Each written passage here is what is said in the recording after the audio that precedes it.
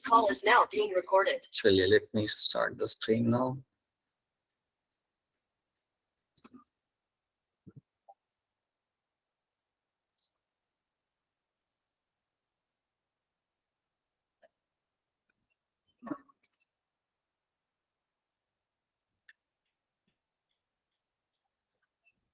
Alright, क्या आपको यहाँ पे स्क्रीन दिख रही है सबको? Yes sir. चलिए, बहुत बढ़िया। तो आज का हमारा ऑब्जेक्टिव रहेगा to understand the history of classification. एक क्लासिफिकेशन की थोड़ी सी हिस्ट्री समझना और डिफरेंट काइंड ऑफ किंगडम्स क्या होते हैं उनको हम यहाँ पे थोड़ा सा हम यहाँ पे देखेंगे। So that is something we will try to see. ठीक है, सो हिस्ट्री ऑफ क्लासिफिकेशन हम यहाँ पे थोड़ी सी देखेंगे और then will try to understand the different kingdoms जो उसके अंदर आपको देखने के लिए मिलते हैं। तो चलिए चालू करते हैं। तो पहले हम बात करते हैं यहाँ पे कुछ ऐसे साइंटिस्ट या ऐसे आपके लाइफ साइंस के एक्सपर्ट्स हैं जिन्होंने क्या कंट्रीब्यूशन किया था, जिन्होंने हमारा जो क्लासिफिकेशन को लेके जो कंट्रीब्यूशन किया था उनके बारे में हम यहाँ पे हम बात करेंगे। So let's start with the Carolus Linnaeus. So Carolus Linnaeus जो हमारे यहाँ पे बायोलॉजिस्ट थे, इन्होंने हमें दिया था टू किंगडम क्लासिफिकेशन। सो इन्होंने हमें दिया था two kingdom classification. That is something he gave. अब जब कार्लस लिनियस ने हमें दिया था टू किंगडम क्लासिफिकेशन, तो याद रखिए कि इन्होंने क्या बोला था। तो इन्होंने बोला था कि एनिमल्स को और प्लांट्स को हम दो किंगडम में डिवाइड कर सकते हैं। तो इन्होंने हमें बना के दिए थे दो kingdom. So he actually gave us two kingdom over here and उस टू किंगडम्स ओवर हियर एक था किंगडम एनिमेलिया, तो एक था किंगडम एनिमेलिया और दूसरा किंगडम इन्होंने हमें बना के दिया था, that was my kingdom Plantae. तो दो किंगडम आपको बना के दिए थे आपके कार्लस लिनियस ने। तो इन्होंने बोला था कि इनको हम जितने भी ऑर्गेनिजम्स हैं वर्ल्ड में, जितने भी ऑर्गेनिजम्स हैं उनको हम दो ग्रुप में डिवाइड कर सकते हैं। एक होता है एनिमेलिया और एक होता है आपका यहाँ पे प्लांटे। तो जब इन्होंने ये क्लासिफिकेशन दिया था तो इनका मतलब ये था कि आप प्लांट्स के अंदर डाल दो सारे प्लांट्स को, उसके साथ साथ बैक्टीरिया को भी प्लांट्स में डाल दो। एनिमल्स के अंदर तो एनिमल्स को आप डालोगे, बट कई सारे स्मॉल ऑर्गेनिजम्स जैसे आपका अमीबा हो गया, उसको भी उन्होंने एनिमल्स के अंदर डाल दिया। तो आप एक बात यहाँ पे समझिए, कार्लस लिनियस ने जब ये क्लासिफिकेशन दिया, उन्होंने बोला कि सारे ऑर्गेनिजम्स को दो ग्रुप में आप डिवाइड कर सकते हो। उसके अंदर कई सारी प्रॉब्लम्स थी या उसके अंदर कई सारी गलतियां थी।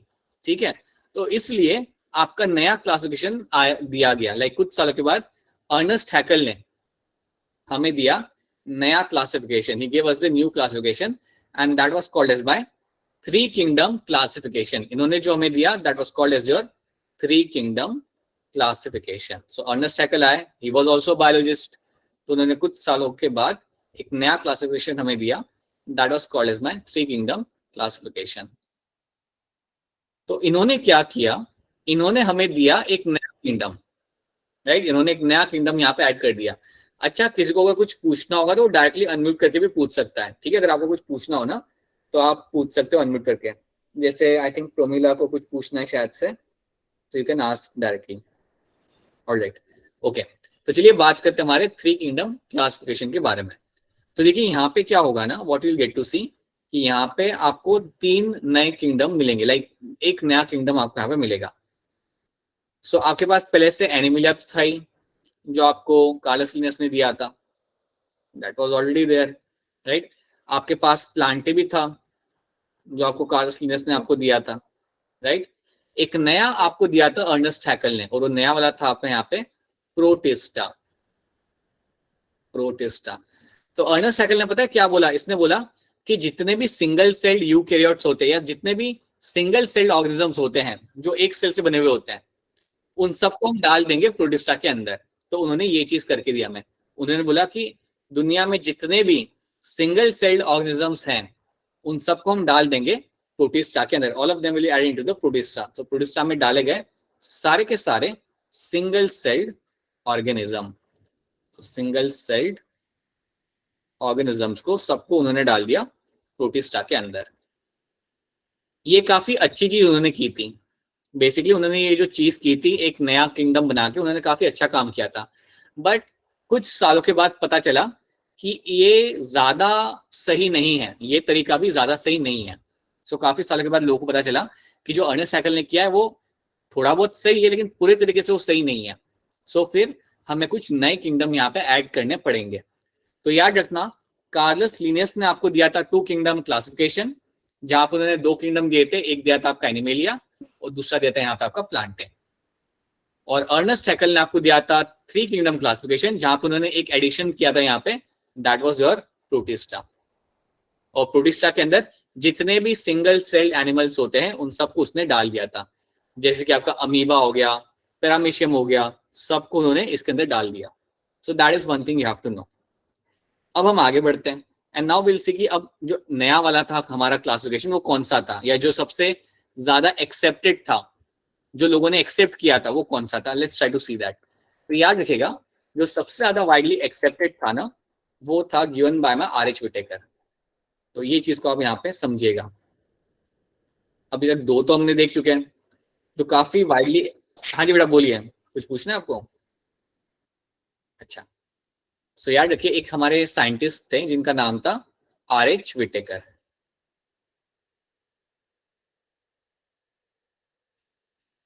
अब आर एच विटेकर जो आपके यहाँ पे इंडिविजुअल यहाँ पे थे, सो आर एच विटेकर जो आपके यहाँ पे जो इंडिविजुअल्स यहाँ पे थे, इन्होंने क्या किया, he actually gave us the 5 kingdom classification. He gave us the 5 kingdom classification.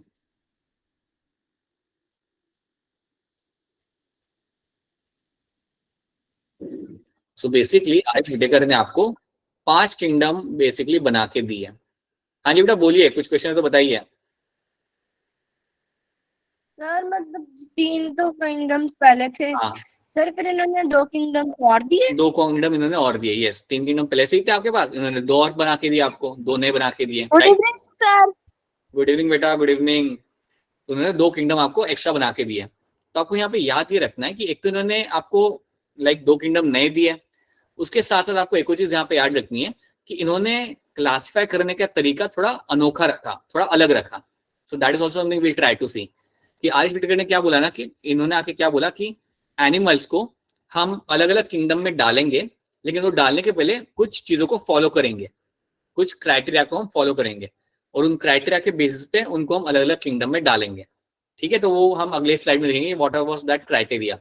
But फिलहाल आपको याद रखना है कि आर एच विटेकर ने आपको दिया था 5 किंगडम क्लासिफिकेशन, और इसके अंदर जो 5 किंगडम थे, the 5 kingdom he gave was, एक था आपका यहाँ पे मुनेरा।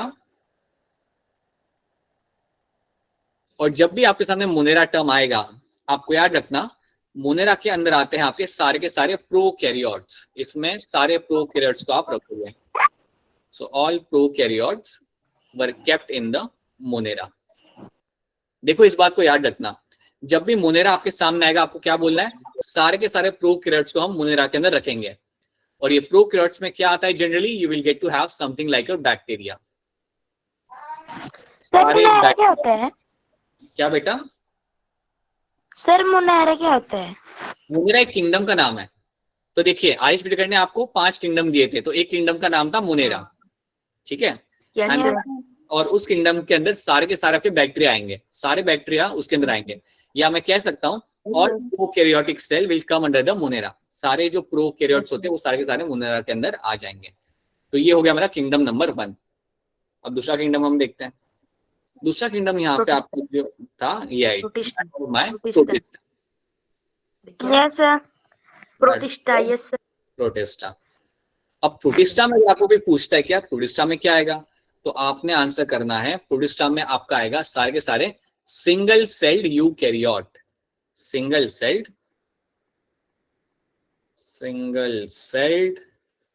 यूकैरियोट्स, ये सारे के सारे मेरे आएंगे प्रोटिस्टा के अंदर। इसका मतलब क्या होता है कि जो भी एक सेल से बना होता है ना ऑर्गेनिज्म, और वो यूकैरियोटिक सेल होता है, उसको हम डाल देंगे प्रोटिस्टा के अंदर। All of them will kept under protista. ठीक है, ये सारे ग्रुप्स को बेटा हम लोग सेपरेटली बाद में पढ़ेंगे, तो अभी बस इतना याद रखना कि इसके अंदर क्या आएगा। देन थर्ड आपका आएगा यहाँ पे third kingdom, and third kingdom आपका यहाँ पे होगा फंजाई। ना fungi. Third kingdom will be your fungi. Fungi में आपके सारे फंग जाएंगे। ये तो समझ सकते हो आप, फंगस क्या होता है आपको मालूम ही है। आप अपने घर में एक हाँ जी बेटा बोलिए, क्वेश्चन क्या आपको बताइए। सर जो पहले वाले 3 किंगडम थे फिर वो कहाँ गए? डाल रहे हैं, डालेंगे, बाकी भी डालेंगे। हम जो सबसे ज्यादा सिंपल है उससे हम आगे बढ़ रहे हैं। देखो मोनेरा सबसे सिंपल है, फिर प्रोटिस्टा सबसे थोड़ा ज्यादा सिंपल है, मतलब उससे ज्यादा थोड़ा कॉम्प्लेक्स है, ये थोड़ा और कॉम्प्लेक्स है, तो हम वैसे करके हम आगे बढ़ेंगे। Yes, sir. तो फंगाई याद रखना, फंगाई जो किंगडम ऑफ फाइव, जिसके अंदर आपके आएंगे सारे के सारे fungus. So all fungus, all types of fungus will come under this category of fungus.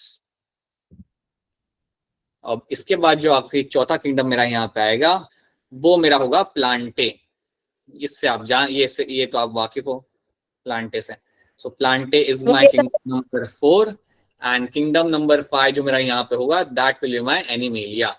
ये मेरा यहाँ पे एनिमेलिया, एल्गी नहीं, एनिमेलिया। हाँ जी बेटा बोलिए। सर प्लांटी में सारे प्लांट आएंगे ना? बिल्कुल, प्लांटे के अंदर मेरे आ जाने सारे के सारे plant. So in this I will find all plant. सुनो मेरी बात, प्लांट्स तो आएंगे ही आएंगे, एल्गी भी इसके अंदर आएगा, ठीक है, प्लांट्स एल्गी सब कुछ।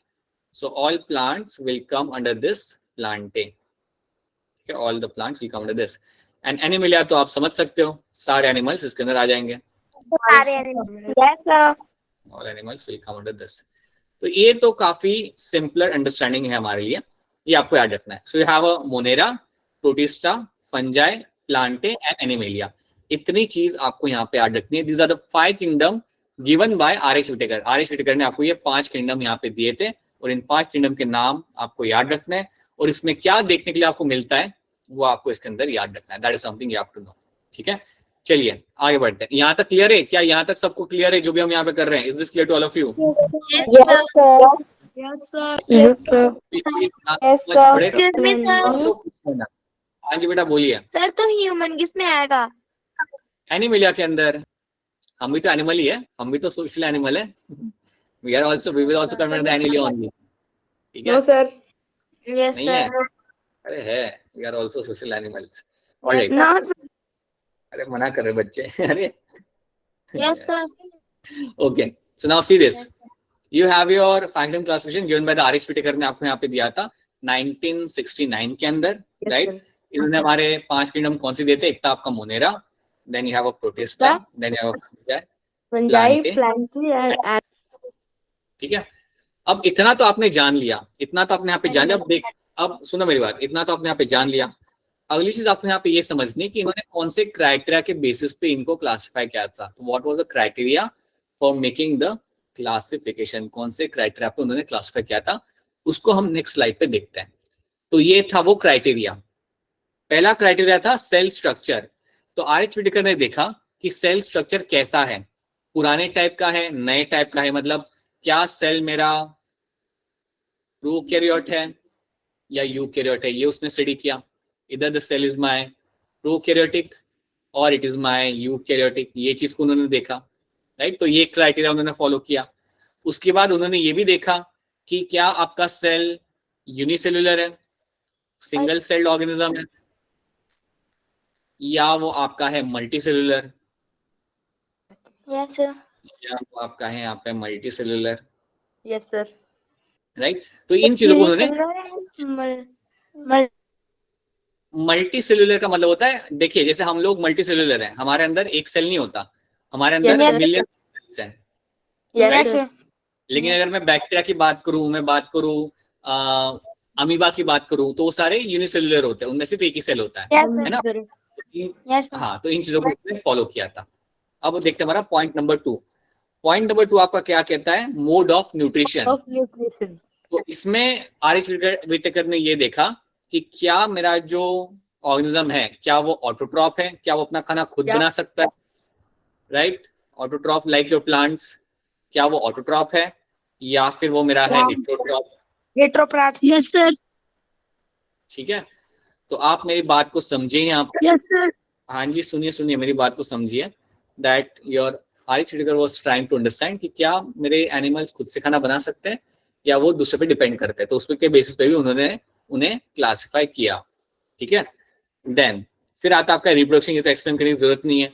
हर एक एनिमल और प्लांट का अलग अलग तरीका होता है रिप्रोड्यूस करने का, that is something you will see that separately, so you can understand. हाँ जी बेटा बताइए, अगर कुछ क्वेश्चन हो तो आप बता सकते हो। शुभ लक्ष्मी बताइए क्या क्वेश्चन है आपका? अच्छा, गलती से हैंड रेज कर दिया। अच्छा, तो मेरी बात ध्यान से सुनिए। पहला पॉइंट आपका सेल स्ट्रक्चर, ये क्राइटेरिया था। दूसरा था आपका मोड ऑफ न्यूट्रिशन, कैसे एनिमल अपना खाना बना रहे हैं खा रहे हैं, ये सेकंड था। थर्ड था आपका रिप्रोडक्शन, कैसे एनिमल रिप्रोड्यूस करता है, that was the third criteria. और चौथा जो है उस पर आप ध्यान दो, इसके तरफ थोड़ा ध्यान देना। The fourth criteria was my phylogenetic relationship. इसको हम लोग समझेंगे, इसका मतलब यहाँ पे क्या होता है। जब भी आपके सामने टर्म आए फाइलोजेनेटिक रिलेशनशिप, आपको याद रखना है this means to understand evolutionary relationship. पहले मैं आपको एक्सप्लेन करता हूं, पहले ये लिख लो, to understand evolutionary, to understand evolutionary relationship. अब हम इस सेंटेंस का मतलब हम समझते हैं। देखिए, अगर मैं कह रहा हूं कि मैं एक इवोल्यूशनरी रिलेशनशिप समझ रहा हूं, इसका मतलब क्या होता है, मैं समझ रहा हूं कि हमारे एंसेस्टर कौन से थे। अगर मैं कह रहा हूं कि मैं अंडरस्टैंड दिस थिंग, सुनिए ध्यान से। अगर मैं कह रहा हूं कि मैं एक एनिमल है जैसे क्रोकोडाइल, मैं क्रोकोडाइल का इवोल्यूशनरी रिलेशनशिप समझ रहा हूं, तो इसका मतलब ये है कि मैं समझने की कोशिश कर रहा हूं कि इसके एंसेस्टर कौन से थे, ये कहाँ से इवॉल्व हुआ है, इसके एंसेस्टर कहाँ पे मिलते थे, कहाँ पे किस टाइप का खाना खाते थे। All those things I am trying to understand. For example, कहा जाता है कि ह्यूमंस और चिंपैंजीज के एंसेस्टर कॉमन थे। हम और चिंपैंजीज जो है, हम दोनों के जो एंसेस्टर थे आज से लगभग 15,000 साल पहले, वो दोनों कॉमन थे। तो जब आप ऐसी चीजें आप समझते हो, जैसे आप ऐसी चीजें आप समझ रहे हो, then that means it is example of my evolutionary relationship आप समझ रहे हो। फॉर एग्जाम्पल, लेट्स से हमारे पास नाव्या है। अगर नाव्या समझ रही है किसी बर्ड का एंसेस्टर, अगर वो कह रही है कि मैं एक बर्ड है ऑस्ट्रिच, मैं समझ रही हूँ कि इसके एंसेस्टर कौन से थे, कहाँ से ये इवॉल्व हुए हैं, कहाँ पे वो देखने के लिए मिलते थे। So that is called as my evolutionary relationship. So that means हम कह सकते हैं कि नाव्या बेसिकली इवोल्यूशन समझ रही है, या उस बर्ड का इवोल्यूशनरी रिलेशनशिप समझ रही है। ठीक है, तो इसका मतलब सिंपली ये होता है कि आप एंसेस्टर को समझने की यहाँ पे कोशिश करते हो, you try to understand the ancestors of the species. तो आप एंसेस्टर को समझते हो, you understand the ancestors and their relations, आप यहाँ पे समझते हो। और इसके लिए एक टर्म यहाँ पे यूज किया जाता है, वो आपको याद रखना है, और वो टर्म होता है आपका फाइलोजेनेटिक रिलेशनशिप। तो जब भी आपके सामने फाइलोजेनेटिक रिलेशनशिप टर्म आए, या जब भी आपके सामने टर्म आए फाइलोजेनी, तो दैट मीन्स वो only one thing, to understand evolutionary relationship, जो आप हर एक स्पीशीज के लिए आप समझते हो। तो ये चीज आर.एच. व्हिटेकर ने की थी, उसने हर एक एनिमल का एक इवोल्यूशनरी रिलेशनशिप समझने की कोशिश की थी। तो ये बात आपको याद रखनी है, जो बहुत इंपॉर्टेंट है। देखो, एक बात याद रखना, आज से 10 साल बाद अगर आप किसी लैब में काम करोगे या किसी चीज पे रिसर्च करोगे, तो ये चीज करना बहुत जरूरी होता है। फाइलोजेनेटिक रिलेशनशिप करना बहुत ज्यादा जरूरी होता है आज की डेट में। ठीक है, तो क्या आपको ये पॉइंट नंबर 4 यहाँ पे समझ आ रहा है? Is phylogenetic relationship clear to all of you? Yes, sir. So please Yes, sir. Evolution को आप समझते हो, Yes, you sir. Understand the evolutionary relationship. ठीक है, so that is what you will get to see. तो ये आपके हो गए 4 क्राइटेरिया जो उन्होंने फॉलो किए थे, और हमें दिया था 4 kingdom, animals, plants, fungi, bacteria and Protista. So ये 4 किंगडम आपको मिले थे through the work of my R H. Whittaker. तो याद रखना आर.एच. व्हिटेकर का कंट्रीब्यूशन क्या था, उनका कंट्रीब्यूशन आप हमेशा याद रखेंगे। ये था उनका यहाँ पे contribution, Monera, Protista, fungi, Plantae and Animalia. This is something you all have to remember. चलिए, अब यहाँ पे आपका एक और ये सेम ही है जो मैंने मेंशन किया, this is the same thing, Monera, protista, plants, Animalia and fungi. ये आपके 4 किंगडम आपको मिले थे। नाउ एक और साइंटिस्ट है, एक और साइंटिस्ट है जिन्होंने एक नया किंगडम दिया हमें। एक और साइंटिस्ट थे हमारे यहाँ पे जिन्होंने एक नई चीज हमें करके दी। इन्होंने हमें दिया छठा किंगडम। सो ये इन्होंने कुछ नया करके दिया हमारे लिए। So let's see that. So Carl Woese ने हमें दिया एक इंटरेस्टिंग कॉन्सेप्ट, हमें इन्हें दिया, and that was my 3 domain 6 kingdom classification. तो अगर आपसे कोई पूछे कि कार्ल वूज ने क्या किया था, देन आप बोलेंगे इन्होंने हमें दिया 3 डोमेन 6 किंगडम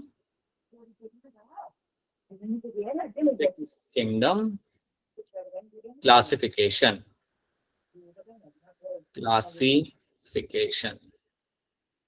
सो 3 डोमेन 6 किंगडम क्लासिफिकेशन आपको दिया था कार्ल वूज ने। अगर आपसे कोई पूछे कि कार्ल वूज ने क्या कंट्रीब्यूट किया था, then that is something you have to tell them. उन्होंने दिया था हमें 3 डोमेन 6 किंगडम क्लासिफिकेशन। हाँ जी बेटा बोलिए, क्या कह रहे हैं आप, बताइए। क्लासिफिकेशन में एक और ऐड की थी। हाँ, इसने एक और एक किंगडम ऐड कर दिया था, तो मैं बता रहा हूँ इसने कौन सा किंगडम ऐड किया था। देखो, आपको एक किंगडम याद है जिसका नाम है मोनेरा, ये किंगडम आपको याद था। यस इसमें आते थे सारे के सारे बैक्टीरिया बेसिकली इसके अंदर आ जाते हैं। तो उसने मोनेरा को डिवाइड किया था, मोनेरा को इसने डिवाइड किया, उसमें से उसने एक और नया किंगडम बना के दिया था। सो बेसिकली वो one more kingdom from Monera. तो बैक्टीरिया में से एक और उसने किंगडम बना के दिया नया वाला, and that new kingdom was your Archie bacteria. तो उसने एक नया किंगडम बना के दिया जिसका नाम था आर्की बैक्टीरिया। तो ये था आपका kingdom number 6, that was my kingdom number. ये आपका नया किंगडम इसने दिया था बना के। So archaebacteria was a new kingdom he actually gave. ये था आपका न्यू किंगडम। तो मुनेरा तो वहां पे था ही था, वो तो आपका था ही वहां पे, लेकिन आपका एक और नया किंगडम यहाँ पे मिला था आपको, दैट वाज आर्की बैक्टीरिया। तो मुनेरा तो आपका रहेगा ही रहेगा, वो तो आपका अलग से है ही, ठीक है। लेकिन उसमें से आपने एक और आर्की बैक्टीरिया बना के दिया। तो इसलिए आपके एक और एडिशन हो गया आपके किंगडम का। तो अगर आपसे कोई पूछे कि यार ये कार्ल वूज ने किया क्या था, तो याद रखना उसने एक एडिशनल किंगडम आपको दिया था। अगर आपसे कोई पूछे कि वो एडिशनल किंगडम कहां से बना था या कहां से निकाल के दिया था, तो याद रखना मोनेरा को उसने ब्रेक किया, मोनेरा को उसने ब्रेक किया और आपको एक नया किंगडम दिया उसमें से बना के, that was my archaebacteria. So archaebacteria was a new kingdom given by my Carl Woese, that was a new kingdom he gave over here, right. उसके अलावा उसने क्या किया, इसके अलावा उसने 3 डोमेन का नाम रखा था। वो तो सिंपल है, वो आप देख लोगे, that won't be a concern, वो हम आगे देखते हैं। बट पहले याद रखना कि इसका कंट्रीब्यूशन क्या था, that is one thing you have to know, ठीक है। तो अगर देखा जाए सही मायने में, तो सबसे लेटेस्ट वाला जो क्लासिफिकेशन है वो इनका ही फॉलो किया जाता है। जो सबसे वाला जो है वो कार्ल वूज का ही आप फॉलो करते हो आज की डेट में। तो कार्ल वूज का 3 domain 6 kingdom classification is something you follow.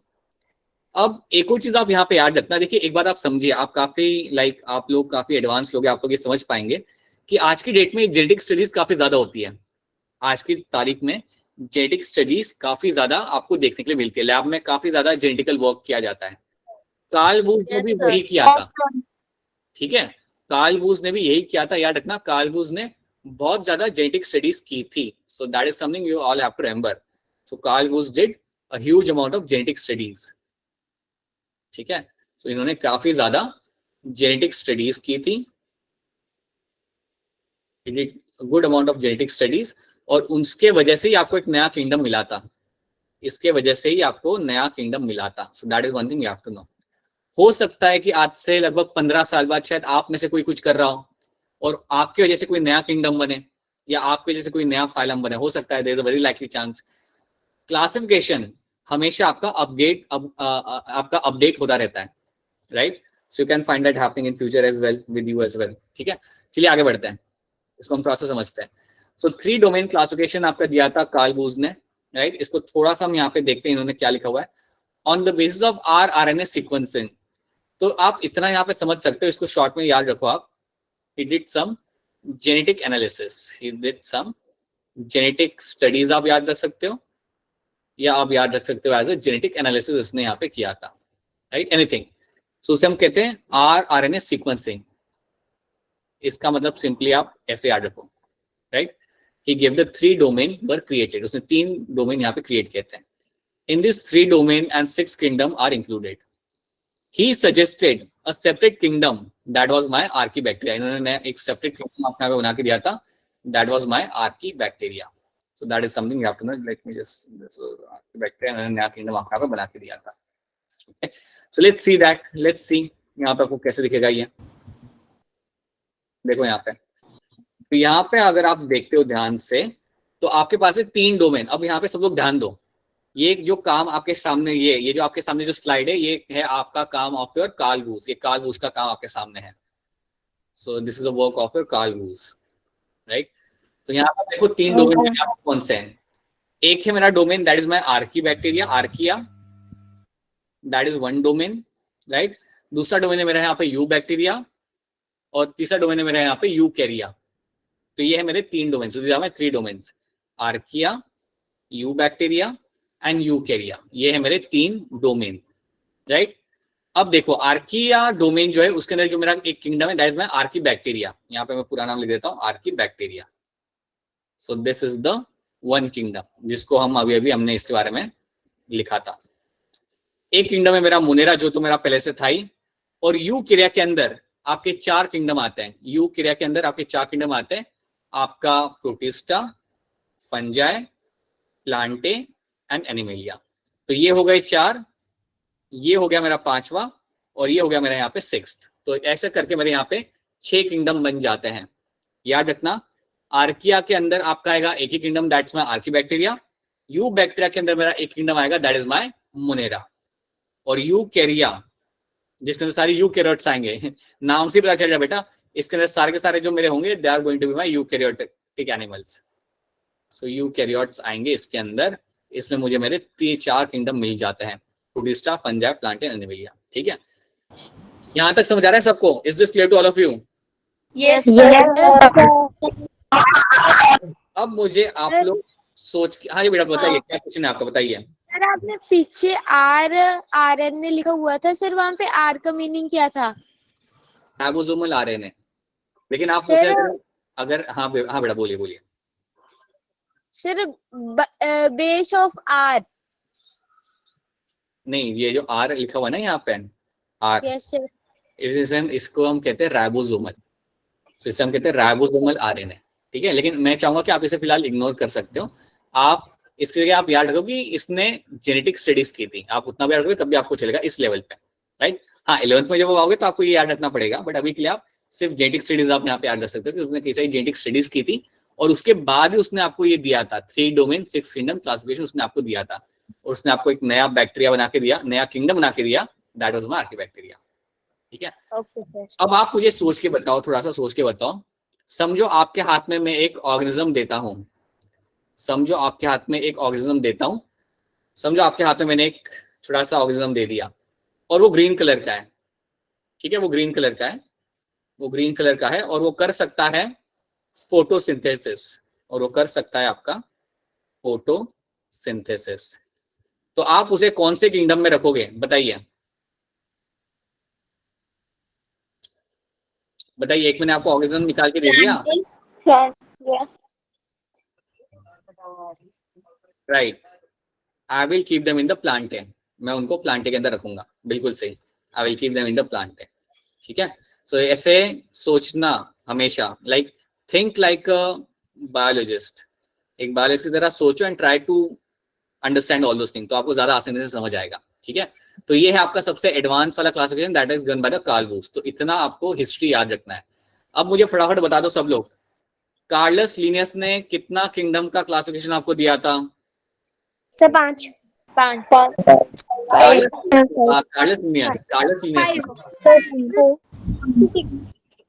Carolus Linnaeus ने आपको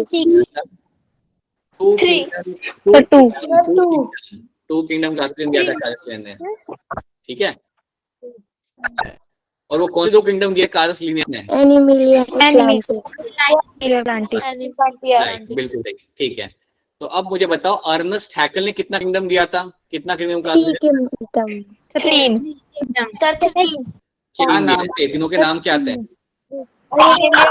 animalia, Plantae, animalia, Plantae and protista.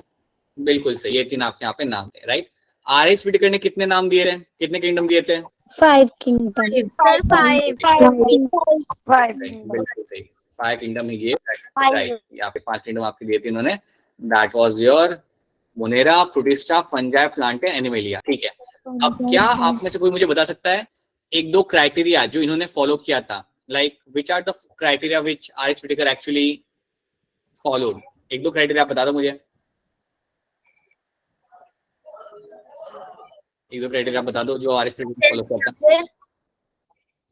ये वाले बेटा, ये वाले क्राइटेरिया, एक तो था आपका सेल स्ट्रक्चर, ये उसने फॉलो किया था, उसने दिखा था सेल स्ट्रक्चर कैसा होता है, प्रोकैरियोटिक है, यूकैरियोटिक है, यूनिसेल्युलर है या मल्टी सेल्युलर है, ये उसने फॉलो किया था। देन था दूसरा आपका मोड ऑफ न्यूट्रिशन, कैसा आपका यहाँ पे खाना बनाया जा रहा है, इधर they are making by themselves autotroph या राइट। फिर आपका था यहाँ पे रिप्रोडक्शन, है ना, कैसे रिप्रोड्यूस कर रहे हैं, और देन आपका था यहाँ पे फाइलोजेनेटिक रिलेशनशिप। अब मुझे आप लोग बताओ, आप में से मुझे एक काम करिए, पवन बेटा आप बताइए मुझे, अगर अगर आपका कोई फ्रेंड हॉर्स का एंसेस्टर को स्टडी कर रहा है, अगर वो हॉर्स के एंसेस्टर कौन से थे क्या थे, अगर वो स्टडी कर रहा है, तो किस टाइप की स्टडी वो कर रहा है?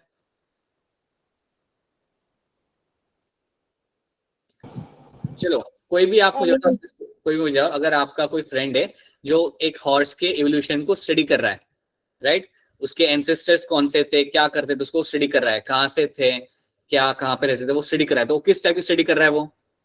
Phylogenetic relationship. Right, he is understanding phylogenetic relationship. तो जब भी आपके सामने फाइलोजेनेटिक रिलेशनशिप आएगा, याद रखना दैट मींस इवोल्यूशनरी रिलेशनशिप। पहले सच्ची बताओ, क्या ये चीज आपको समझ आ रही है? Is this term clear to all? Yes, sir. और अगर नहीं आ रहा तो बताओ कि क्या नहीं आ रहा, ठीक है, क्लियरली बताओ, right. So this is something you have to know. जब भी आपके सामने फाइलोजेनेटिक रिलेशनशिप आएगा, that means to understand the evolution. अगर मैं ह्यूमंस का एवोल्यूशन पढ़ूंगा तो मुझे पता चलेगा कि अरे हम तो काफी बंदर जैसे एनिमल में से इवॉल्व हुए थे। So what I am doing the phylogenetic relationship में समझ रहा हूँ यहाँ पे। So that is something you have to know, ठीक है। चलिए, तो यहाँ पे आपको इतनी चीज यहाँ पे क्लियरली याद रखनी है, और आर्कीबैक्टीरिया आपको दिया था कार्ल बूज ने, ये आपको याद रखना है। चलिए आगे बढ़ते हैं, लेट्स मूव अहेड। अब मुझे एक दो क्वेश्चन आपके सामने आएंगे, उन क्वेश्चन का आंसर करना। क्वेश्चन को ध्यान से देखिएगा and try to answer this. सब लोग अनम्यूट करके आंसर बताएंगे। Phylogenetic system of classification is based on what? बताइए। Evolutionary relationship. राइट, 1 to 4 भी आप कोई बोल सकते हैं, 1 2 3 4 4 3 2 1 कौन सा? बिल्कुल सही, जो लोग 4 यहाँ पे आंसर बता रहे हैं उनका आंसर यहाँ पे बिल्कुल सही है। Yes, it will be my evolutionary relationship. इसके बेसिस पे ही लाइक आप फाइलोजेनी आप समझ पाते हो। देखिए नीट का क्वेश्चन था, नीट में ऐसे क्वेश्चन आते हैं, इसलिए आपको ऐसे क्वेश्चन सॉल्व करना आना चाहिए, राइट। अगर आप नीट नहीं कर रहे कोई बात नहीं, these are the kind of question you can get. Alright, now question number 106. In Whittaker system of classification, prokaryotes belong to kingdom what? prokaryotes कौन से kingdom में belong करते हैं? Protista. अरे अरे अरे अरे बोल रहे हो? Monera one.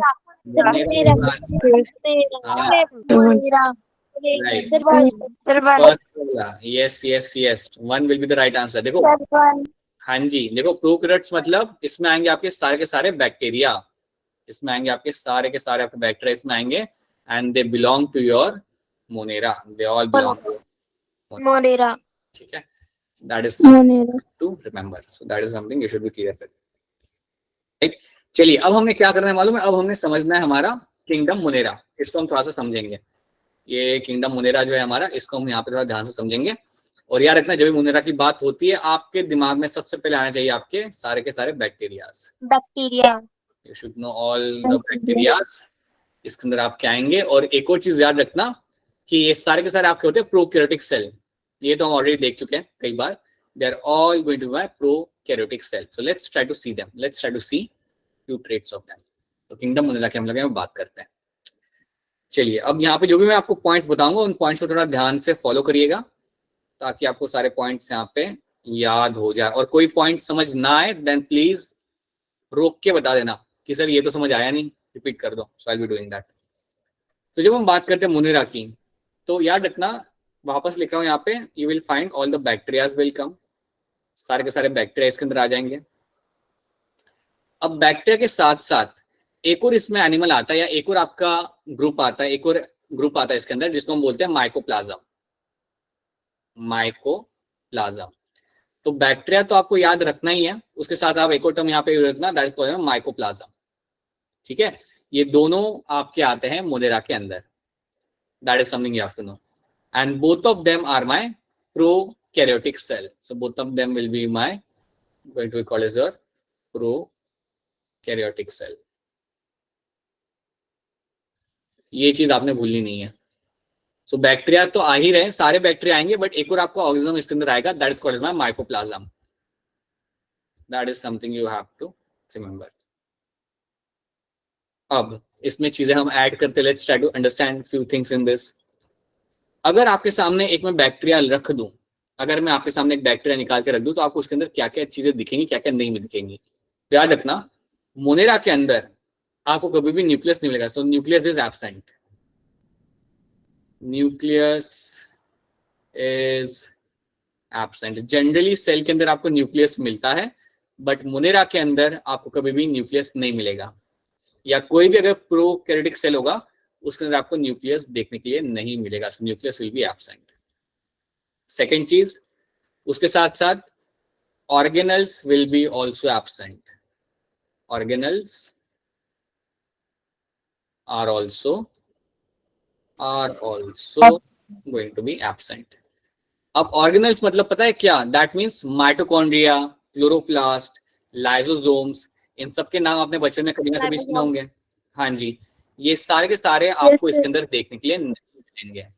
You will not find any of them in the Monera. So Monera के अंदर आपको ना ही न्यूक्लियस मिल रहा देखने के लिए, ना ही आपको कोई यहाँ पे ऑर्गेनल्स आपको देखने के लिए मिलेंगे। So that should be very much clear to you. ये आपको बिल्कुल यहाँ पे क्लियर होना चाहिए। थर्ड चीज याद रखना, इनके अंदर आपको सेल वॉल देखने के लिए मिलेगी। So cell wall will be present. Cell wall is present. ठीक है, तो ये बात याद रखना, सेल वॉल आपको प्रेजेंट। मैं आपको यहाँ पे एग्जांपल लेता हूँ। समझो आपको एक बैक्टीरिया है, समझो एक बैक्टीरिया हम बनाते हैं यहाँ पे, अज्यूम करते हैं कि ये है मेरा एक यहाँ पे बैक्टीरिया। अब इस बैक्टीरिया की जो आउटर वॉल होती है उसे हम बोलते हैं सेल वॉल। तो ये ग्रीन कलर की जो मैं बना रहा हूँ यहाँ पे, अज्यूम करो ये इसकी सेल वॉल है। The outer wall is your cell wall, और आपको सेल वॉल देखने के लिए मिलेगी। क्या कोई मुझे बता सकता है कि सेल वॉल प्लांट्स के अंदर होती या नहीं होती? होती है। Yes, sir. प्लांट सेल में तो सेल वॉल होती है। बहुत बढ़िया। क्या कोई मुझे ये बता सकता है प्लांट सेल के अंदर सेल वॉल किससे बनी हुई होती है? सेलुलोज। बढ़िया, सही है, राइट, ठीक है। तो आपको तो इतना मालूम है कि प्लांट सेल में सेल वॉल बनी होती है सेलुलोज से। हाँ जी, अब यहाँ पे ध्यान दीजिए, बैक्टीरिया के अंदर या मोनेरा के अंदर सेल वॉल आपको मिलेगी, लेकिन ये जो सेल वॉल आपकी यहाँ पे होगी, the cell wall you will find over here, ये सेल वॉल जो होती है, पहले तो मैं लेबल करता हूँ, ये है मेरी यहाँ पे सेल वॉल, ठीक है। और ये सेल वॉल बनी होती है एक अलग मटेरियल से, and that material is called as my peptidoglycan. Peptidoglycan, GLYCAN S, peptidoglycans, PEPTIOGLYCANS। So याद रखना, सेल वॉल अगर आपसे कोई पूछ ले, कल उठ के अगर आपसे आपके नेबर्स आपसे पूछ लें कि बताइए बैक्टीरिया की सेल वॉल किससे बनी हुई होती है, तो आपने आंसर करना है peptidoglycans. That is something you have to tell them, right. याद रखना, प्लांट्स के अंदर सेल वॉल बनी होती है सेलुलोज से, बट बैक्टीरिया में सेल वॉल अलग होती है, it is made of your peptidoglycans. क्या ये वाला पॉइंट आपको याद रहेगा? Is this clear to all of you? Yes sir. So ये बात, हाँ जी, बहुत बढ़िया बहुत बढ़िया, ये भी आ रही है। और बताइए कोई क्वेश्चन तो बताइए, कुछ क्वेश्चन हो तो प्लीज आप पूछ सकते हो अपना question. If you have any question please ask a question. No questions, ठीक है, चलिए फिर आगे बढ़ते हैं। तो that is something you have to know, ये चीज आपको यहाँ पे याद रखनी है। There is something I will get in the bacteria. Now let's see some of the traits over here. Bacteria are sole member of the kingdom Monera. Bacteria ही आपको इसके अंदर देखने के लिए मिल जाएंगे। सो ये चीज आपको यहाँ पे याद रखनी है, ठीक है। और यार इतना बैक्टीरिया के अलावा एक और नाम याद रख लेना, बैक्टीरिया के साथ एक और नाम याद रख लेना, एंड एक और नाम आपका यहाँ पे था माइकोप्लाज्म। ये नाम भूलना मत। बैक्टीरिया तो आप याद रखेंगे, उसके बाद आप माइकोप्लाज्म भी नाम यहाँ पे याद रखेंगे, right. They are most abundant micro organism, ये आपको बहुत ज्यादा मिल जाता है। अगर आज मैं एक चम्मच सॉइल अगर उठाऊं मिट्टी में से, तो उसके अंदर मुझे थाउजेंड्स ऑफ बैक्टीरिया मुझे मिल जाएंगे। सो याद रखना, they are in a huge number, ठीक है। Bacteria occur almost everywhere, almost हर जगह पे आपको ये देखने के लिए मिल जाता है। Hundreds of bacteria are present in a handful of soil, थोड़ी सी सॉइल के अंदर आपको बहुत सारे बैक्टीरिया देखने के लिए आपको मिल जाएंगे। बैक्टीरिया इतने कॉमन होते हैं कि आपके पेट में भी आपको बैक्टीरिया देखने के मिलते हैं। आपको जान के थोड़ा काफी शायद अमेजिंग लगे, नॉट अमेजिंग बट थोड़ा सरप्राइज फील हो आपको, कि आपके गट के अंदर, आपके पेट में जितने बैक्टीरिया होते हैं ना, उतने तो नंबर ऑफ सेल्स आपके बॉडी में भी नहीं होते। सो आपके बॉडी में जितने नंबर ऑफ सेल्स है, उससे ज्यादा आपके बॉडी के अंदर बैक्टीरिया होते हैं, and they are helpful for us. So that is also something quite interesting. That आपकी बॉडी में अगर देखा जाए तो आपके बॉडी में अराउंड होते हैं 10⁻14। तुम लोग मैथ्स पढ़ते हो तो तुम्हें ये कर दो, तुम्हें ये मालूम है क्या होता है रेस टू क्या होता है, मालूम है क्या आप लोगों को 10⁻2 क्या होता है मालूम है क्या? That is 100। तो वैसे ही तुम अगर 10⁻14 करते हो ना तो इतने नंबर ऑफ सेल्स आपके बॉडी के अंदर होते हैं, बट इससे भी ज्यादा आपके बॉडी में आपको बैक्टीरिया देखने को मिलते हैं। That is something wait to see. Alright, चलिए आगे देखते हैं। और उनका फायदा भी बड़ा होता है। फायदा हम लोग बाद में देख सकते हैं, क्लास के बाद देख सकते हैं उनका फायदा क्या होता है, बट चलिए ये देखते हैं। They also live in the extreme habitat such as hot water spring, desert, snow, deep ocean, and few other life form can also survive where very few life form can survive। बेटा आप इसका mic off कर लीजिए। शुभ लक्ष्मी आपका शायद mic on है। लक्ष्मी बेटा आपका माइक ऑन है, उसको ऑफ कर लीजिए, आपकी आवाज यहाँ तक आ रही है।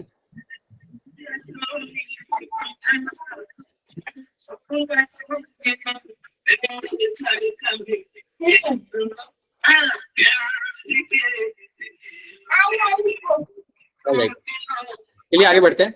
So you will have this bacteria can be seen in different habitats। आपको मिलेंगे देखने के लिए आपके हॉट वाटर स्प्रिंग के अंदर, डेजर्ट में, स्नो में, ओशन में, आपको काफी जगह आपको ये देखने के लिए आपको मिल सकता है। ठीक है। Many of them live in the other organism as a parasite। कई सारे बैक्टीरिया किसी दूसरे एनिमल के अंदर एज अ पैरासाइट्स भी आपको देखने के लिए मिल जाते हैं। ठीक है। कई सारे रहते हैं एज अ बेनिफिशियल ऑर्गेनिजम्स और कई सारे रहते हैं एज अ पैरासाइट। देखिए अगर आपके बैक्टीरिया एज अ पैरासाइट आपके बॉडी में रह रहा है तो आपको डैमेज करेगा। मैं इसका आपको एग्जांपल देता हूं। अगर आप पता है, आपने सुना होगा कि बारिश में हमें बाहर खाना नहीं खाना चाहिए, ये आपने सुना होगा कि बारिश में जनरली बाहर खाना नहीं चाहिए। लेकिन अगर बारिश में आप जाके अगर समझो कहीं पे भी बाहर से आप पानी पूरी खा के आते हो तो हो सकता है पानी के अंदर कोई बैक्टीरिया हो। जैसे आपका एक बैक्टीरिया होता है जो आपको टाइफॉइड कॉज करता है। सुना होगा बीमारी का नाम कॉमन है टाइफॉइड, उसका नाम होता है आपका सैल्मोनेला टाइफी बैक्टीरिया। याद नहीं रहेगा तब भी चलेगा, बट याद रखना। So you have some bacteria which can cause you disease, तो वो हम कह सकते हैं एज अ पैरासाइट। तो कई सारे बैक्टीरिया आपके बॉडी के अंदर एज अ पैरासाइट रह सकते हैं, जैसे कि आपके वो बैक्टीरिया जो आपको डिजीज कॉज करते हैं। So that is something you can know, right. अच्छा, एक और चीज याद रखना, अगर आपसे कोई पूछे कि बैक्टीरिया नॉर्मली कैसे खाना खाता है या कैसे रहता है, तो याद रखना बैक्टीरिया दोनों चीज शो कर सकता है। ये ऑटोट्रॉप भी हो सकता है बट हेटेरोट्रॉप भी ये हो सकता है। So you can find bacteria can be of both the types. Bacteria आपके दोनों टाइप यहाँ पे हो सकते हैं। They can be heterotrophs, they can be heterotrophs,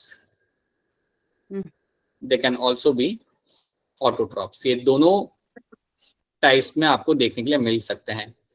लेकिन अगर आपसे कोई पूछ ले कि ज्यादा बैक्टीरिया क्या टाइप के मिलते हैं, देन आपका आंसर होगा हेटेरोट्रॉप्स। या मेजॉरिटी ऑफ द बैक्टीरिया आपके जो होते हैं वो आपके हेटेरोट्रॉप्स होते हैं। वो अपना खाना खुद बना नहीं सकते, वो किसी और पे जाके फीड करते हैं। तो ये बात आपको याद रखनी है। That is something should be clear to you. ठीक है। Yes, sir. दोनों Yes, type sir. Heterotrophs. Alright, चलिए आगे बढ़ते हैं। तो हमने जनरल कैरेक्टर तो ऑलरेडी हमने यहाँ पे देख लिया, we have seen all the general characters, right. अब हम समझते हैं हमारे आर्की बैक्टीरिया को। सो बैक्टीरिया के हमने जनरल कैरेक्टर्स यहाँ पे देख लिए, we have seen all the general characters and ये आपके कुछ कैरेक्टर आपको यहाँ पे याद रखना है। These are the few characters you have to know, right? And now we can jump onto your archaebacteria. जब भी आपके सामने आर्कीबैक्टीरिया टर्म आए, याद रखिएगा ये मेरा प्रिमिटिव बैक्टीरिया है। Archaebacteria are also called as my primitive bacteria. They are also called as my primitive bacteria।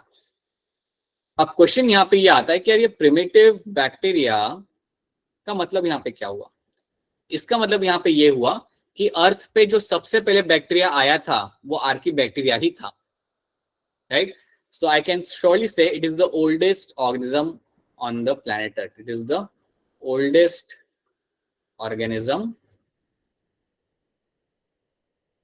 On planet.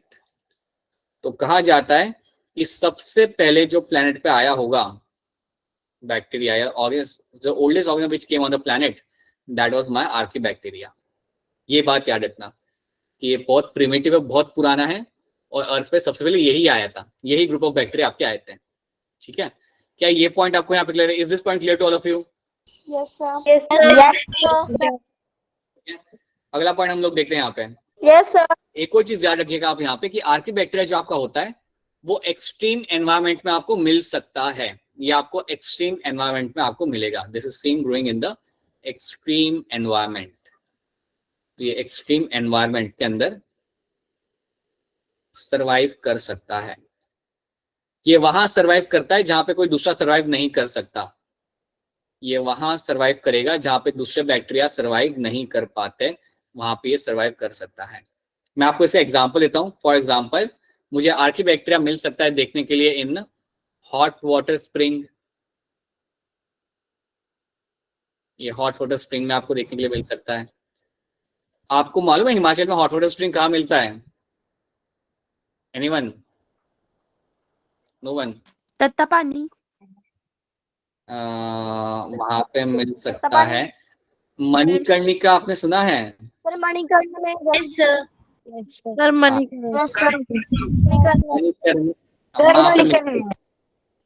हाँ जी, वहां पे मिल जाता है। सोलन के पास भी एक जगह पे है, मुझे एग्जैक्टली पता नहीं है कहाँ पे, बट मणिकरण में आपको हॉट वाटर स्प्रिंग देखने के लिए आपको मिल जाएगा। ठीक है, अब यहाँ पे क्या होता है ना, टेम्परेचर बहुत हाई होता है। यहाँ पे टेम्परेचर आपका रहेगा अराउंड 100 डिग्री सेल्सियस। तो टेम्परेचर आपका यहाँ पे काफी हाई हो जाता है। It can be as high as your 100 degree Celsius. So काफी ज्यादा आपको यहाँ पे टेम्परेचर आपको मिल सकता है देखने के लिए इसके अंदर। So in this high temperature you will find कि बैक्टीरिया काफी इजीली वहां पे सर्वाइव कर जाता है। तो ऐसे एरिया के अंदर भी आपको बैक्टीरिया देखने के लिए आपको मिल जाएगा। कई बार इवन आपको बैक्टीरिया जो होता है आर्कीबैक्टीरिया वहां आपको मिलेगा देखने के लिए आपके कैटल्स होते ना, मतलब बकरियां या भैंस या गाय, उनके पेट में मिल जाता है। So in the gut of the cattle, in the gut, gut मतलब stomach, gut of cattle. So cattles के गट में भी आपको कई बार कुछ बैक्टीरिया देखने के लिए मिल जाते हैं, तो वो आर्कीबैक्टीरिया होते हैं। तो ये सब आपको याद रखना कि वो आपको कहाँ देखने के लिए आपको मिल सकता है। सो वील सी देम आगे जाके थोड़ा उसको हम और देखेंगे। तो अगर आपको भी पूछे कि आर्कीबैक्टीरिया कहाँ मिलता है, देन याद रखना एक्सट्रीम एनवायरमेंटल कंडीशन में आपको ये देखने के लिए मिल जाएंगे। ये आपके सबसे पुराने बैक्टीरिया है। कहा जाता है कि सबसे पहले प्लैनेट अर्थ पे यही आपको देखने के लिए मिलते थे। So that is something you have to know about the archaebacteria. ये चीज आपको यहाँ पे याद रखनी है। ठीक है, तो देखिए यहाँ पे क्या पॉइंट्स लिखे हुए हैं। इवोल्यूशनरी, दे आर प्रिमिटिव, ये आप समझ सकते हो। They were first born on the planet and they are present nowadays with the primitive characters. तो ये सबसे पहले आपको प्लैनेट पे दिखे थे और ये अभी भी आपको देखने के लिए आपको मिल जाते हैं, राइट। अच्छा, अब एक और यहाँ पे क्वेश्चन आता है कि आर्कीबैक्टीरिया में ऐसा क्या अलग होता है आपके दूसरे बैक्टीरिया से। आपके जो दूसरे बैक्टीरिया है, जो आपके मोनेरा जो आपका है ग्रुप, उनसे आर्कीबैक्टीरिया के अंदर आपको क्या अलग देखने के लिए मिलेगा। तो इसका आंसर याद रखिएगा, आर्कीबैक्टीरिया की cell wall, they will have a different cell wall. इनकी जो सेल वॉल होती है वो थोड़ी होती है डिफरेंट। तो cell wall is made up of different kind of protein, और जो सेल वॉल यहाँ पे आपको मिलेगी वो आपकी बनी होगी ऑफ योर सूडोम्यूरिन। सूडोम्यूरिन, एस पी लिखा हुआ है स्टार्टिंग में, पी SEUDOMEURIN, सूडोम्यूरिन। ये एक टर्म याद रख लेना, हो सके तो if possible you remember this term. Yes sir. Cell wall बनी होती है एक अलग ही कॉम्प्लेक्स स्ट्रक्चर की, सूडोम्यूरिन। ठीक है, ऑन द अदर हैंड, अच्छा मुझे बताओ, सेल वॉल नॉर्मल बैक्टीरिया की किससे बनी हुई होती है? भूल गए? पेप्टोग्लाइकन, बहुत बढ़िया, yes it is made of peptidoglycan. यहाँ पे अलग होता है, यहाँ पे पेप्टोग्लाइकन नहीं मिलेगा आपको, यहाँ पे थोड़ा अलग होगा, दैट इज माय सूडोम्यूरिन। ठीक है, तो यहाँ पे क्या लिखा हुआ है, cell wall is not made up of peptidoglycan. Peptidoglycan से सेल वॉल यहाँ पे बनी हुई आपकी नहीं होती, right, like that of eubacteria. Their cell wall is complex polysaccharide and complex polypeptide. So अलग टाइप के कॉम्प्लेक्स स्ट्रक्चर से आपकी सेल वॉल बनी हुई होती है। अब आपको इतने भारी भारी नाम आपको याद नहीं रखने, आपको याद रखना है इसकी सेल वॉल अलग होती है, अलग चीजों से बनी हुई होती है, और आपको यहाँ पे नाम एक याद रख सकते हो, that is my pseudomurein. That is something you can remember. इतना तुम यहाँ पे याद रख सकते हो। क्या यहाँ तक आर्कीबैक्टीरिया, क्या आप सबको क्लियर है? Yes sir. ऑलराइट, बढ़िया। Yes sir. अब यहाँ पे एक दो चीज और हम यहाँ पे देख लेते हैं। अब आर्कीबैक्टीरिया के 3 ग्रुप्स होते हैं, याद रखना। इस आर्कीबैक्टीरिया के अंदर आपको 3 ग्रुप देखने के लिए मिलेंगे। एक नाम होगा मिथेनोजेंस, एक नाम होगा हेलोफिल्स, और एक नाम होगा थर्मोएसिडोफिल्स। फटाफट इन नाम को देखते हैं, बड़े सिंपल नाम है, बड़े सिंपल से ये ग्रुप है, इनको समझते हैं कि इनमें कौन सा आर्किबैक्टीरिया आएगा या इस आर्किबैक्टीरिया का कैरेक्टर क्या होता है। सिंपल है, फटाफट इसको समझते हैं। जब भी आपके सामने मिथुनोजेंस आए, या सोचो कि अगर मैं तुम्हारे हाथ में एक टेस्ट ट्यूब देता हूं और टेस्ट ट्यूब के अंदर मैं कहता हूं कि इसके अंदर मिथुनोजेंस वाले आर्किबैक्टीरिया हैं, तो याद रखना ये जो बैक्टीरिया होंगे इनका एक काम होता है, they release methane gas. They release methane gas. Methane gas को मैं लिखूंगा यहाँ पे as CH4। They release the methane gas. ठीक है, so CH4 stand for methane, याद रखना this stands for your methane. तो ये मीथेन गैस को रिलीज करते हैं। और अगर आपको कोई पूछता है कि यार ये बैक्टीरिया जो है मिथेनोजेंस, ये आते हैं, देखो ये तीनों आते हैं मेरे आर्किबैक्टीरिया के अंदर, याद रखना they all come under the archaebacteria. ठीक है, अब अगर आपसे कोई पूछे कि यार मिथेनोजेंस मुझे कहाँ मिलेंगे, तो आपका आंसर हो सकता है in the gut of the cow, in the gut of cattle. जितने भी आपके कैटल्स होते हैं ना, गाय भैंस, उन सब के पेट के अंदर आपको मिथेनोजेंस मिल सकते हैं। आपने पता है चीज सुनी होगी, कभी ना कभी बच्चे सुनी होगी, there is something known as a gobar gas plant. आपने नाम सुना होगा, या गोबर गैस प्लांट या बायोगैस प्लांट, राइट? Yes, हाँ जी, तो ये जो बायोगैस जो होता है ना, बायोगैस जो प्लांट होता है, उसमें हम काउ डंग यूज करते हैं। और हम काउ डंग इसलिए यूज करते हैं क्योंकि उसके अंदर होता है आपका मिथेनोजेंस। समझो इस बात को, आप बायोगैस प्लांट के अंदर आप क्या यूज करते हो? आप यूज करते हो आपका काउ डंग,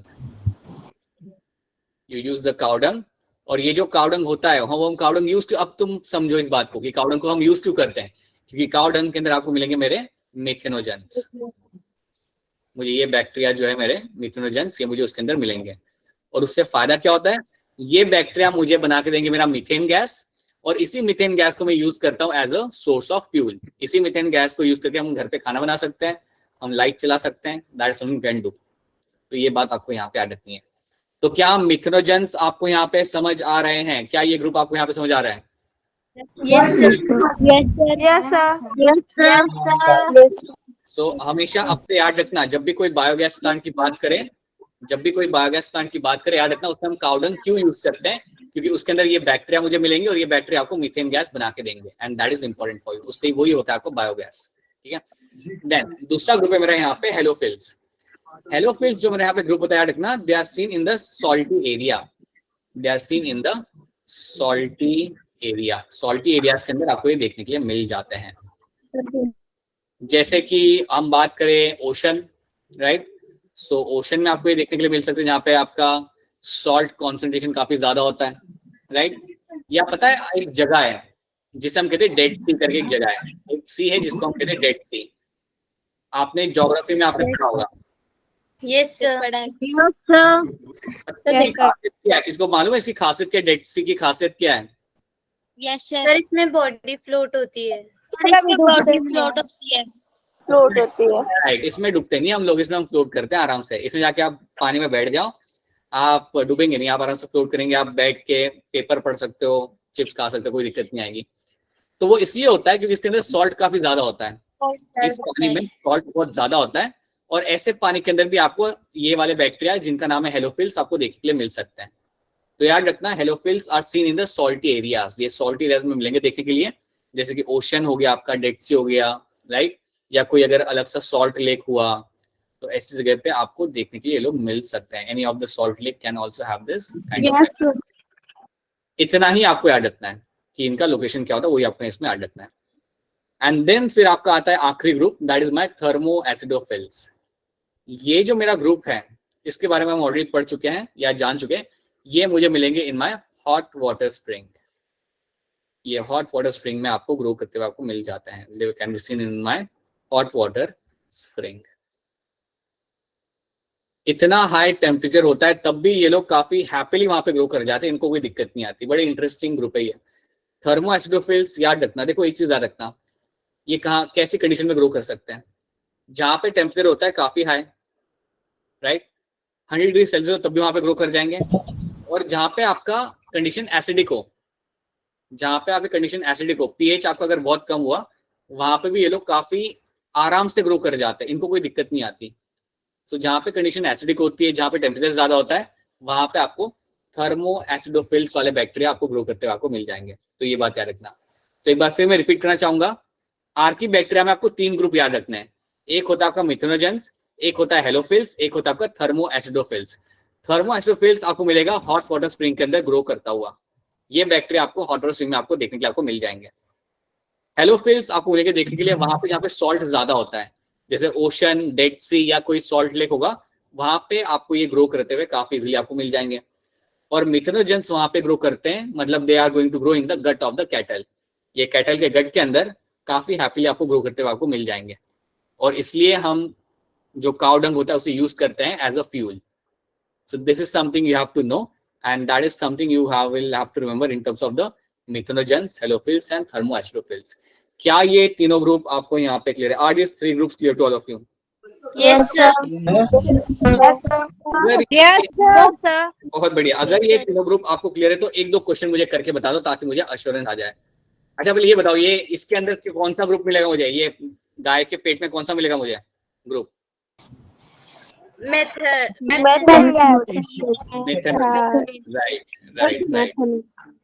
मेथेनोजेंस मुझे मिलेंगे गाय के पेट के अंदर, बिल्कुल राइट, ठीक है। एक दो क्वेश्चन देखते हैं और देखते हैं if you are able to solve them। ये तो सॉल्ट लेक का एग्जांपल है, यहाँ मिलेंगे हेलोफिल्स, और ये मेरा यहाँ पे हॉट वाटर स्प्रिंग, जहाँ पे मुझे मिलेंगे मेरे यहाँ पे थर्मो एसिडोफिल्स। ये आप बाद में अपने हिसाब से आप पढ़ सकते हो। ऑलराइट, अब इसका आंसर करिएगा अनम्यूट करके, जोर से आंसर बताइए। Which of the following are found in extreme saline condition? बताइए, ABCD बोलिए। D.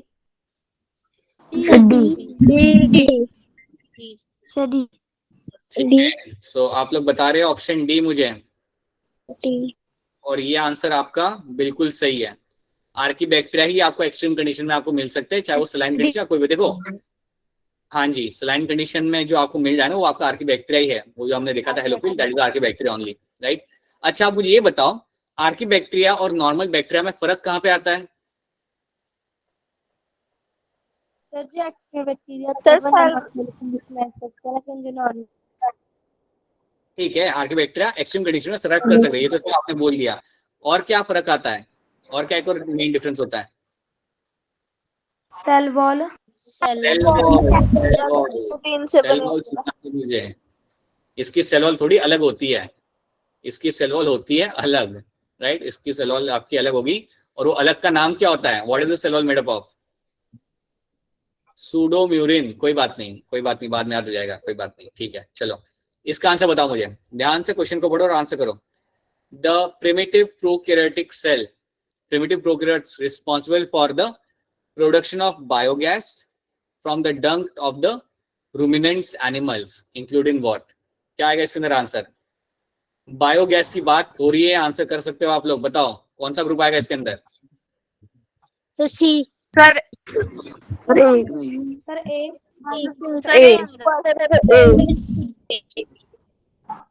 ए आएगा यहाँ पे, सही आंसर। सुनो, हाँ जी, बायोगैस की बात हो रही है, हाँ जी, ए यहाँ पे आएगा, सही आंसर। बायोगैस की अगर बात हो रही है देन याद रखना, अगर उसके अंदर हम एनिमल डंग यूज करते हैं देन दैट मींस हम लोग मिथेनोजेंस की बात कर रहे हैं। यही बैक्टीरिया आपको मिलता है काउ डंग के अंदर, और ये बैक्टीरिया आपको कौन सा गैस बना के देगा? Which gas it is going to be making?